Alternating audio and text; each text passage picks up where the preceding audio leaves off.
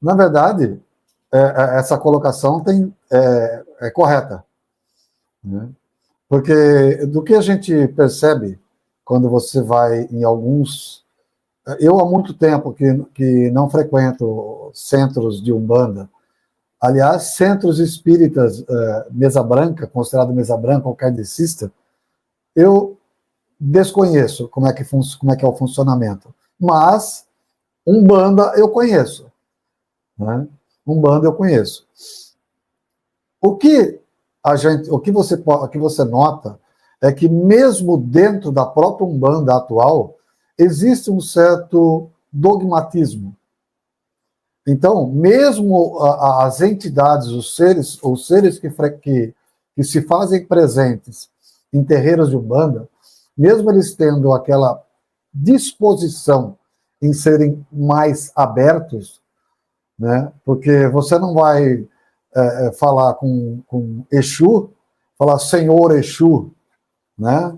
Você não vai falar dessa maneira, e nem ele vai falar dessa maneira com você, né? Ou aqueles que se dispõem a ter contatos, eles não vão falar dessa maneira com você. Só que alguns lugares, ou algumas, vamos dizer assim, agremiações desse tipo, por incrível que pareça, padecem do mesmo problema que o próprio kardecismo padece.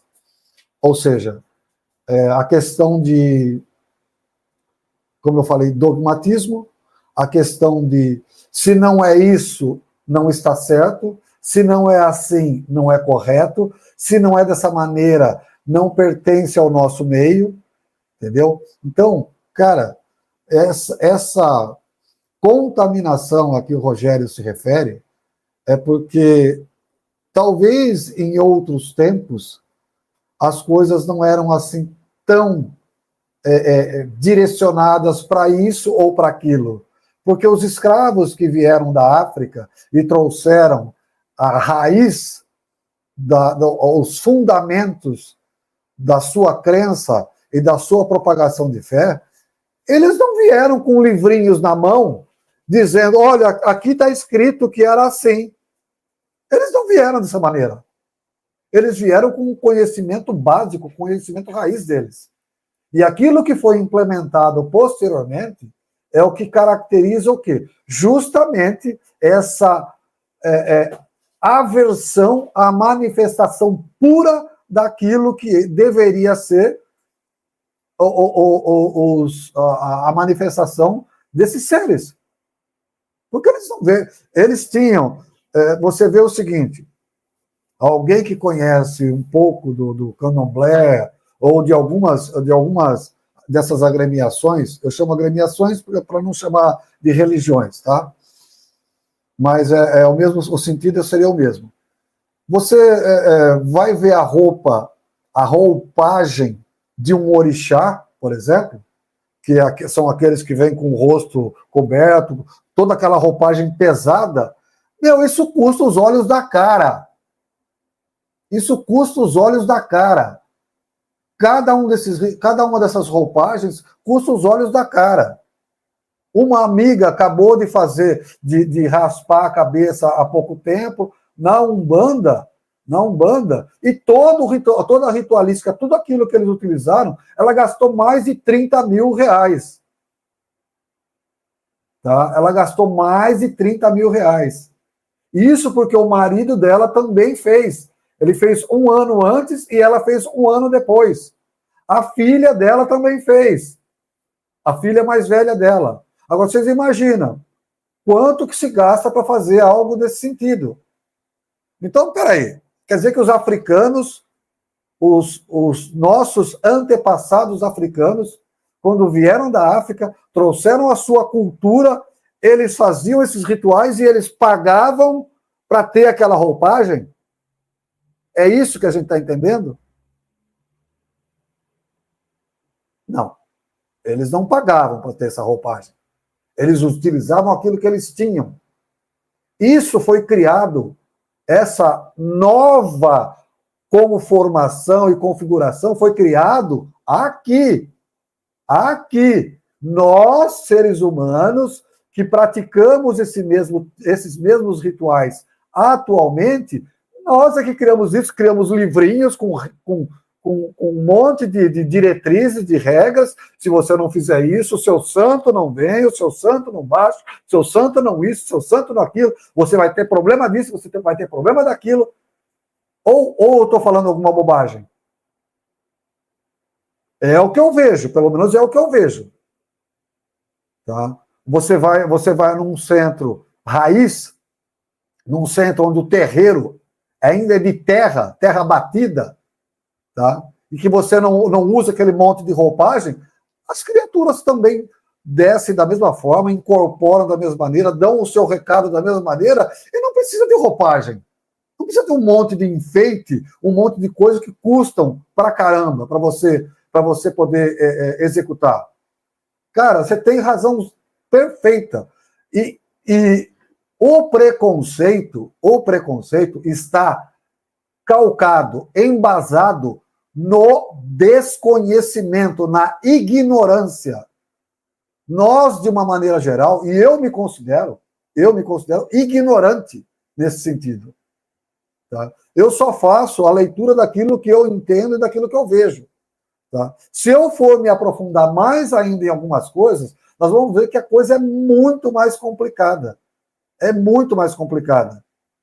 Tá? Na época, vamos fazer um paralelozinho. Só um lembretezinho. Na época que os escravos aportaram aqui no Brasil, ou mais precisamente nas regiões da Bahia, eles tinham bode para matar?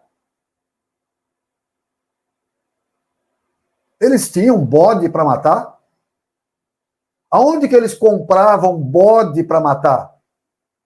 Eles tinham isso? Da onde que surgiu essa situação de você ter que matar um bode, você matar uma série de outros bichos? Eles tinham isso? Escravo tinha dinheiro para comprar bode? Cara, tem uma série de coisas que, para mim, quando eu olho para esse tipo de coisa, não dá, não casa com aquilo que eu vejo do passado. Tá? Lá na África, vamos falar lá na África,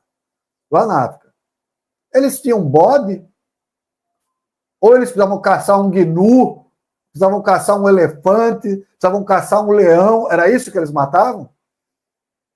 O santo não desce se você não matar um bode, se você não matar algum bicho, é isso? Então, eu acho que uma das coisas que gera essa aversão e esse preconceito, pelo menos daquilo que eu entendo, não sei, eu posso estar totalmente enganado, totalmente errado. Pode ser uma visão totalmente distorcida, a minha. Mas é justamente porque você precisa matar. O santo, ele precisa do sangue. O que é que precisava quando a gente olha essa situação e olha para a revelação cósmica? O que é que precisava de sangue para se satisfazer com aqueles eflúvios, com aquela essência do sangue, ou a energia emanada pelo sangue? O que é que fazia o uso disso aí? Tem um nome. Né? E o nome é Rakshasa.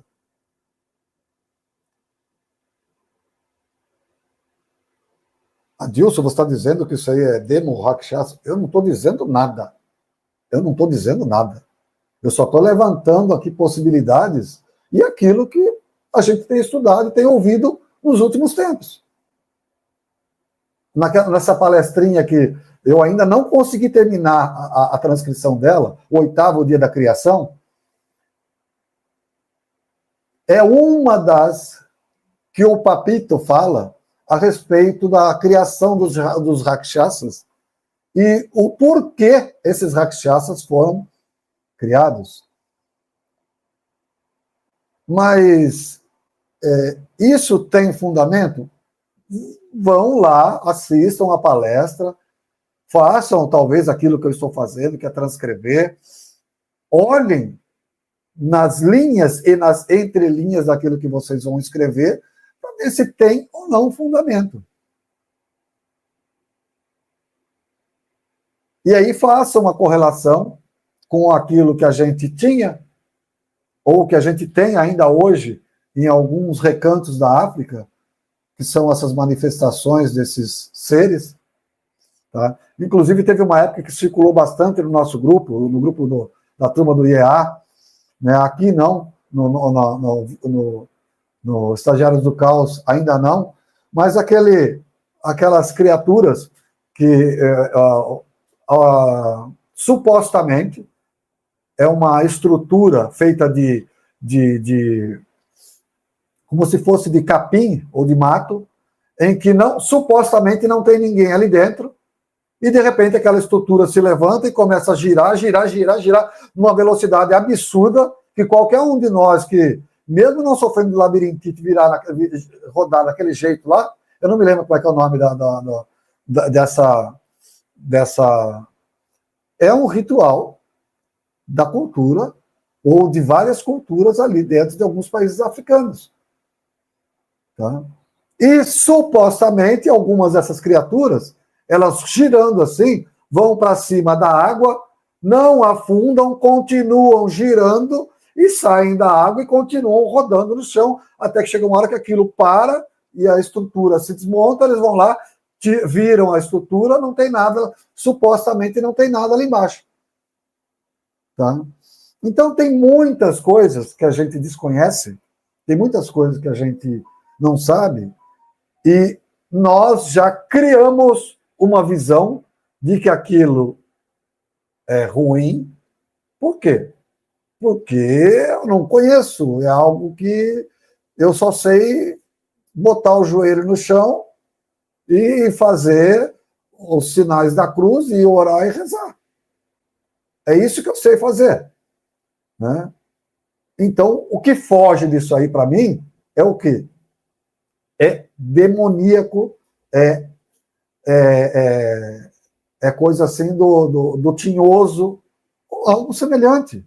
É o que a gente tem visto ao longo de vários anos. Eu, na minha vida, vi muita coisa. E ouvi muita coisa também. Ouvi muita coisa. Aqui não cabe isso, Zambetos. Perfeito, Nadia. Zambetos. Tá? Então, algumas pessoas falam que os zambetos é mistificação. Né? Por quê? Porque a gente não sabe explicar aquilo ali. Quer dizer, a gente até entende talvez como funcione, mas será que a gente entende realmente?